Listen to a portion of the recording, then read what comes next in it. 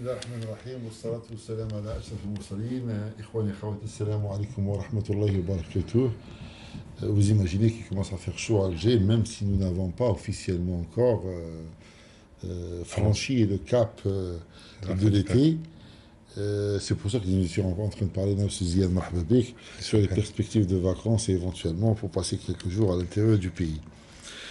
Je ne veux pas répondre encore une nouvelle fois à des questions qui sont éternelles, qui reviennent à chaque fois, parce qu'il faut respecter aussi les gens qui veulent apprendre.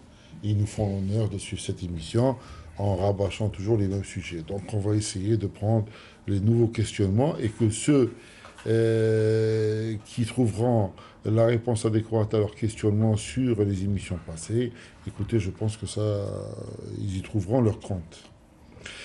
Sixième.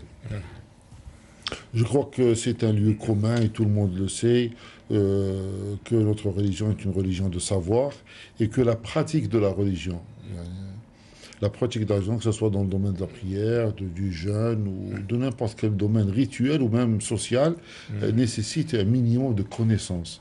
On ne peut pas s'avancer en faisant du commerce ou en faisant quoi que ce soit dans la vie si on n'a pas un minimum de connaissances.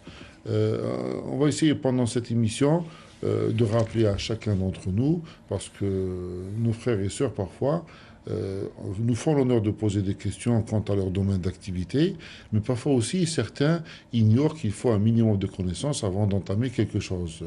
Et par conséquent, quels sont les référents ou les références vers lesquels on doit s'orienter pour avoir ce minimum d'informations quant à la pratique religieuse. Oui.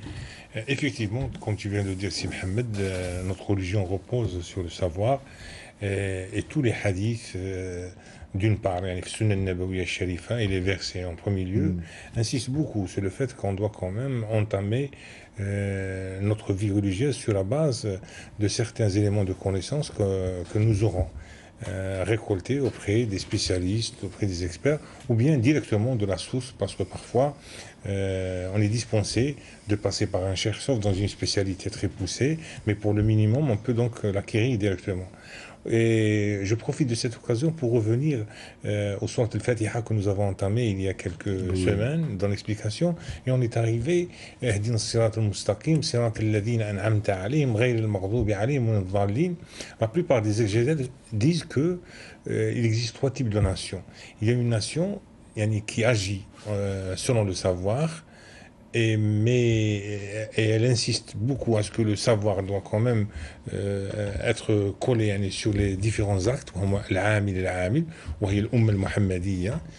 وكاين il y a un deuxième type de nation اللي هما الذين يسمون غير المغضوب عليهم, ceux qui ont quand même acquis des connaissances mais ils ne le mettent pas en pratique, وهو يعلم ولا يعمل. والضال, c'est notre but de l'émission, c'est celui qui pratique, celui qui essaie quand même de répondre à l'appel de la religion, mais tout en tâtonnant. Il n'a pas une base de savoir sérieuse sur laquelle il repose tous les actes نتاعو. هذا اسمه الضال. يقول كثير من العلماء يقولوا هذا الإنسان سواء أصاب أو أخطأ فإنه في بعض الأحيان يعاقب يؤثم لأنه بنى العمل نتاعو على أساس غير علمي صحيح.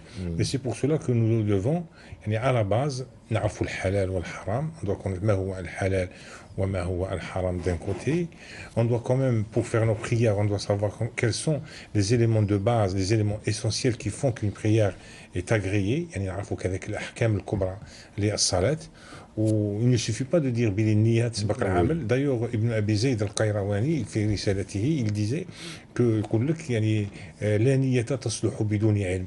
بمعنى أن الإنسان ne doit pas se cacher derrière النية. C'est vrai que النية ou la bonne intention permet quand même à l'être humain d'agréer un degré في الرضا تاع ربي سبحانه وتعالى, mais elle reste quand même une condition non suffisante. Donc on doit quand même savoir quels sont les piliers de la salat, ما هي أحكام الصلاة, كيفاش تكون باطلة الصلاة, كيفاش تكون مقبولة الصلاة, الصيام. Mais il y a un problème, c'est-à-dire qu'il y a une diversification dans l'explication des piliers de l'islam à travers toutes les écoles. Et pour ne pas se perdre, c'est pour cela que nos ulama ont insisté sur le fait de se discipliner dans une école pour pouvoir être plus conséquent avec soi-même et pour pouvoir aller avancer sérieusement vers l'avant. Mais dans le cas où il y a des difficultés, c'est notre but de cette émission. Lorsqu'il y a un problème, on essaye d'emprunter un avis d'une autre école pour essayer d'équilibrer et de trouver une sortie ou là une issue. Donc en un mot, je dis que l'acquisition d'un minimum de savoir pour faire une pratique religieuse est plus que nécessaire selon l'avis unanime de tous les ulama. Bien, nous allons approfondir ce sujet. Auparavant, je crois qu'il y a une dame qui appelle de Toulouse. Tfadli khti. Marhaba. Allez-y, madame. Allô? Oui, tfadli khti. Allô, salam alaikum. Salam wa rahmatullahi wa barakatuh. Allez-y, madame. Oui, en fait, je voudrais vous poser une question. Oui. En fait, je suis enceinte de 5 mois et demi. Oui. Je suis enceinte de 5 mois et demi. Alors, j'ai 3 enfants qui sont nés par césarienne, 3 filles, et j'ai eu 3 fausses couches.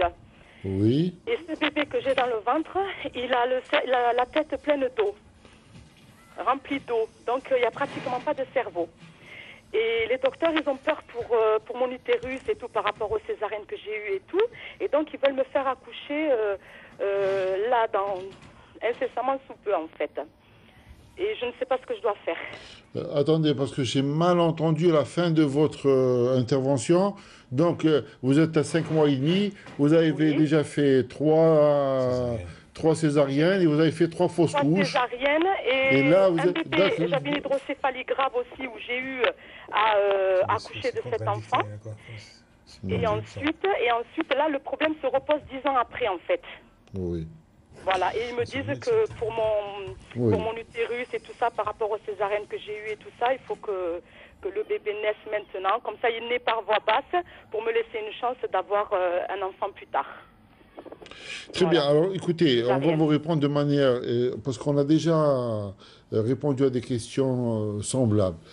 Vous avez ce qu'on appelle en médecine un utérus cicatriciel, c'est-à-dire qu'il est fragilisé par les 3 interventions césariennes qui ont eu lieu. La poursuite de la grossesse, évidemment, le fœtus va prendre de plus en plus de volume et de poids, et il peut mettre en danger l'intégrité de votre utérus, qui peut aussi bien soutenir ce poids que lâcher. Je crois que votre survie et celle de votre santé prime par rapport à la poursuite de cette grossesse. Si l'équipe médicale qui suit votre grossesse estime que vous êtes mis en danger par la poursuite de cette grossesse, évidemment, ils ont le devoir et ils ont l'autorisation par conséquent de la religion d'intervenir pour ne pas vous laisser exposer à l'éclatement d'un utérus ou à une complication quelconque. Voilà ce qu'on peut vous répondre. Ne choisissez pas délibérément de provoquer un accouchement à 6 mois, etc. Mais s'il y a un danger quelconque pour vous, et là, il y a un danger, puisqu'il y a eu 3 césariennes déjà. À ce moment-là, évidemment, votre survie prime par rapport à toute autre considération. Parmi les questions qui nous sont arrivées, et j'ai jugé que c'était la première fois, enfin je pense que c'est la première fois qu'on nous pose ce genre de questions, même si évidemment sur la place d'Alger, depuis une vingtaine d'années, on ne parle que de cette huile, c'est l'huile de Nigel, Zayt al-Habbat al-Sawda ou Sanouj. Alors Salima de Lyon, à 23 ans, elle aurait voulu avoir des références sur les textes sacrés qui parlent de cette huile. Et parmi l'éventail de produits commercialisés, quel serait le produit authentique correspondant au hadith du prophète alayhi salam? Parce qu'évidemment, vous avez compris qu'il n'y a pas un verset du Coran qui parle de cette graine noirâtre ou noire et qui parlerait de cette huile. Alors, le prophète alayhi salam, pour que je sois tout à fait clair, le prophète alayhi salam est né dans une société qui connaissait un type de médecine et de pratique médicale, parce que de tout temps, les gens ont été obligés de soigner leurs malades. Les Arabes de la péninsule arabique du temps du prophète avaient une médecine simples, parce que c'était des gens très simples aussi. La vie était très simple. Et parfois, pour des mots simples, les produits disponibles dans la flore suffisaient à soigner leurs maux. De temps en temps, ils avaient recours soit à des médecins d'origine persane, soit d'origine byzantine, soit d'autres origines. Ils faisaient par conséquent des emprunts aux médecines limitrophes de la péninsule arabique. Le prophète, alayhi salam, lorsqu'il est venu avec son message divin, d'abord il a écarté tout ce qui était sorcellerie, tout ce qui était charlatanerie, etc. Il a cautionner la véritable pratique médicale, quand bien même elle était le fait de médecins non musulmans, qu'ils soient d'origine arabe ou qu'ils soient d'origine en arabe. Alors, cette médecine qu'il a cautionnée, est-ce qu'elle doit rester définitivement figée dans les formes, les noms qui étaient disponibles à l'époque? Ou bien c'était le principe qui est cautionné, et ensuite, en fonction de l'évolution des acquis scientifiques, on met à jour toutes ces indications, comme nous les avons mis à jour dans le transport, dans les moyens de communication, dans les moyens d'enseignement, dans nos habitations, etc. Nous n'habitons plus les demeures qui existaient à l'époque, nous ne montons pas sur des dos de chameaux, nous nous écrivons pas sur des parchemins de peau de gazelle ou d'autres choses, nous utilisons le SMS, nous utilisons l'Internet, etc. Par conséquent, il y a un avis qui dit les acquis scientifiques, quand ils sont authentifiés, doivent être mis en service, mis en valeur, mis en lumière en fonction des orientations du prophète. Il a laissé des orientations. C'est pour vous répondre qu'il y a tout un débat. D'abord, au sein des gens qui sont intéressés à ce hadith du prophète, à cette tradition qu'il nous a laissée quant à cette graine noirâtre. Parce qu'il faudrait savoir, après 14 siècles, qu'est-ce qui existait sur le marché de Médine ou de la Mecque. Est-ce que véritablement c'est la graine de Nigel ou est-ce que c'était autre chose? Parce qu'attention, c'est pas toutes les graines noires, c'est la graine noire qui existait à l'époque. Et autre chose aussi, une fois que nous avons cette connaissance certaine qu'il s'agit du sanouj ou de la graine de Nigel, est-ce que tous les produits commercialisés qui sont vendus ici ou ailleurs à travers le monde, sous des étiquettes multiples, sous des boîtes multiples, etc., est-ce que véritablement elles correspondent à l'indication principe, celle laissée par la tradition du prophète al-Salam? Évidemment, je ne pense pas qu'il y ait une institution d'authentification et de traçabilité de toutes ces huiles. Je crois que l'essentiel, si vous avez une connaissance certaine, personnalisée, qu'il s'agit effectivement de la graine décrite par le prophète alayhi salam, et qu'il s'agit d'une huile qui est extraite de cette graine-là, dans la mesure où vous êtes tout à fait rassuré, vous pouvez l'utiliser. Mais n'en faites pas aussi une panacée pour le règlement de tous les problèmes sanitaires du monde, etc. Il faut avoir des certitudes, il faut avoir une traçabilité, il faut avoir une connaissance profonde. Pourquoi?